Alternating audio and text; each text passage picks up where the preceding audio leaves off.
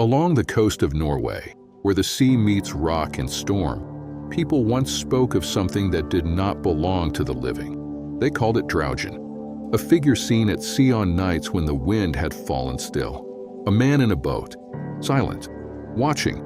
Some said he had drowned long ago and never left the water. Fishermen told of meeting him far from shore. If the Draugen appeared, it was not by chance. Storms would follow, boats would not return, and those who saw him never forgot the silence. Perhaps it was only mist and memory shaped by fear. Or perhaps the sea still keeps its dead. Old stories never truly sleep. Until next time, the water remembers.